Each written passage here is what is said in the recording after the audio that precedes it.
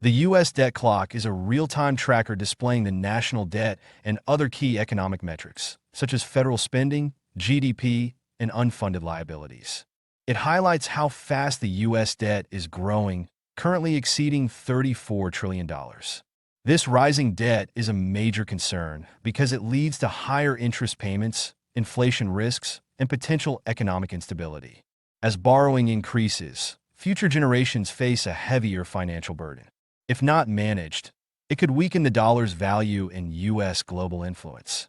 The clock serves as a stark warning of the country's unsustainable fiscal policies and economic challenges ahead. What is BRICS? BRICS is an acronym for Brazil, Russia, India, China, and South Africa, a group of major emerging economies that collaborate on economic, political, and global development issues. The organization was originally formed as BRIC in 2006, with South Africa joining in 2010. Key features of BRICS. Economic cooperation. BRICS nations work together to promote trade, investment, and economic growth.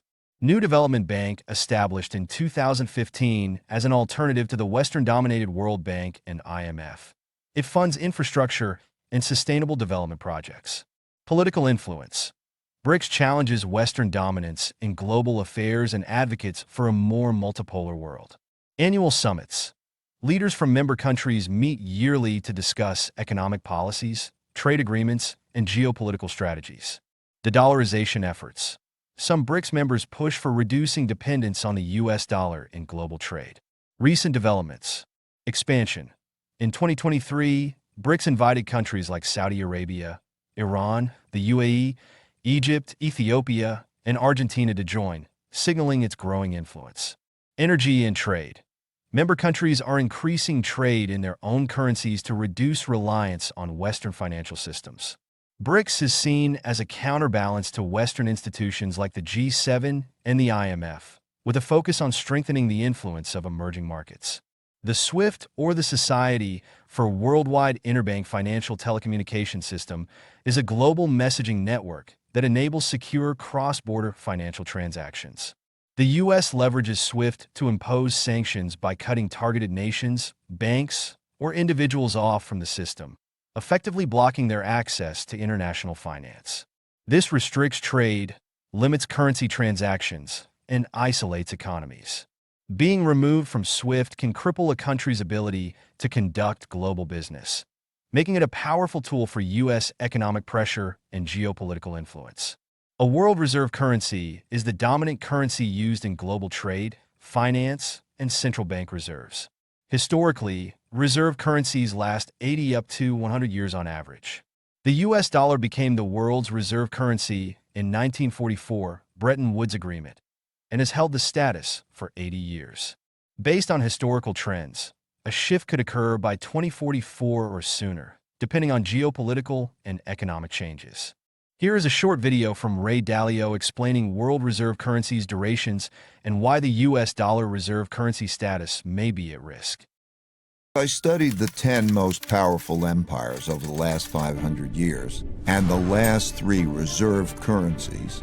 It took me through the rise and decline of the Dutch Empire and the guilder, the British Empire and the pound, the rise and early decline in the United States Empire and the dollar, and the decline and rise of the Chinese Empire and its currencies, as well as the rise and decline of the Spanish, German, French, Indian, Japanese, Russian, and Ottoman empires, along with their significant conflicts, as measured in this chart.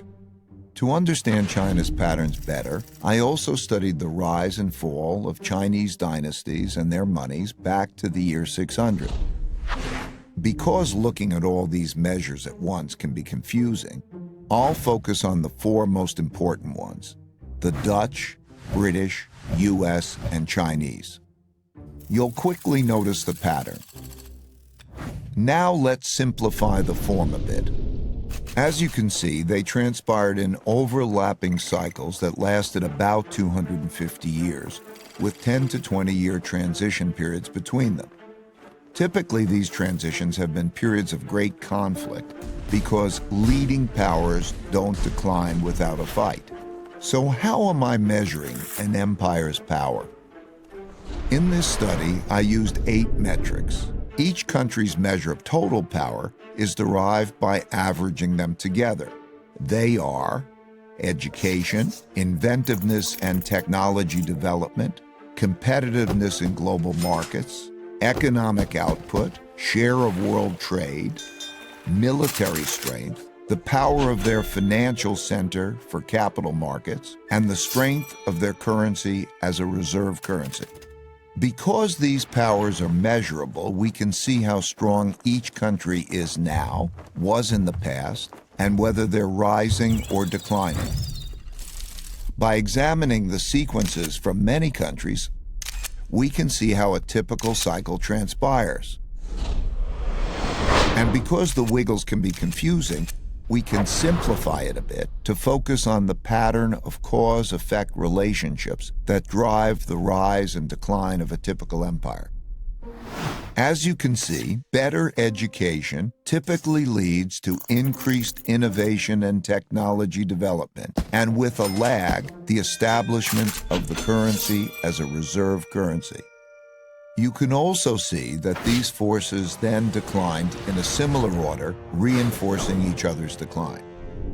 Let's now look at the typical sequence of events going on inside a country that produces these rises and declines. In a nutshell, the big cycle typically begins after a major conflict, often a war, establishes the new leading power and the new world order. Because no one wants to challenge this power, a period of peace and prosperity typically follows. As people get used to this peace and prosperity, they increasingly bet on it continuing. They borrow money to do that, which eventually leads to a financial bubble. The empire's share of trade grows, and when most transactions are conducted in its currency, it becomes a reserve currency, which leads to even more borrowing. At the same time, this increased prosperity distributes wealth unevenly, so the wealth gap typically grows between the rich haves and the poor have-nots.